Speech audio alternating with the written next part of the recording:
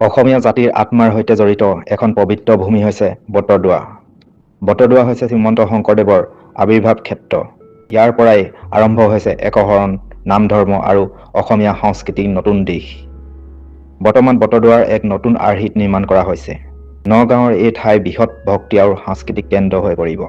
এই প্ৰকল্পটো আটক-ধুনীয়া আৰু আধুনিক ভক্তিসন্মত ৰূপত গঢ়ি তোলা হৈছে।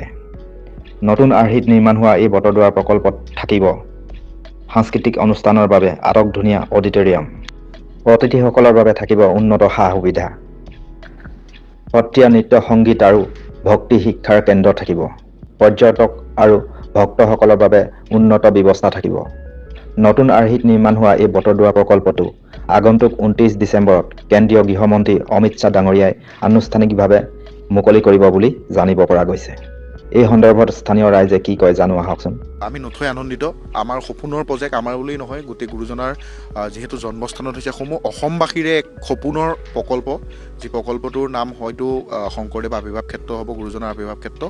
তাত বিশ্বৰ সৰ্ববৃহৎ গুৰু আসন, তাৰ লগতে আপোনাৰ নাটঘৰ, ৰাষ্ট্ৰপতি পৰ্যায়ৰ ব্যক্তি থকাৰ সা সুবিধাযুক্ত আপোনাৰ লজ আছে, অতিথিশালা আছে, জলপান গৃহ আছে আৰু দূৰ দূৰণিৰ পৰা অহা যাত্ৰীসকলে আপোনাৰ ইয়াত গুৰুজনাৰ সৃষ্টিৰাজিৰ কলা কৃষ্টি শিকাবৰ কাৰণে স্কিল ডেভেলপমেণ্ট চেণ্টাৰ আছে, আপোনাৰ ৰিচাৰ্চ চেণ্টাৰ আছে, গুৰুজনাৰ বিষয়ে ৰিচাৰ্চ কৰিবৰ কাৰণে ইয়াত অত্যাধুনিক ৰিচাৰ্চ চেণ্টাৰ আছে আৰু আপোনাৰ ৰংগমঞ্চ আছে।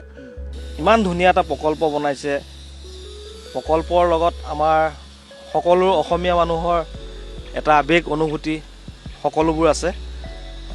তাৰ বাবে আমি CM ছাৰক ধন্যবাদ জনাইছোঁ। অসমৰ বটদ্ৰৱাৰ এই প্ৰকল্প অসমীয়াৰ ভক্তি, সংস্কৃতি, ধৰ্মীয় পৰ্যটন আৰু ঐতিহ্য সংৰক্ষণত এক নতুন অধ্যায় আৰম্ভ কৰিব। বটদ্ৰৱাৰ হ'ব অসমৰ ভক্তি, সংস্কৃতি পৰিচয়ৰ এক বৃহৎ কেন্দ্ৰ। ভিডিঅ'টো তথ্যটো ভাল লাগিলে লাইক, কমেণ্ট আৰু শ্বেয়াৰ কৰিব আৰু লগতে চেনেলটো ছাবস্ক্ৰাইব কৰিবলৈ নাপাহৰিব। ধন্যবাদ।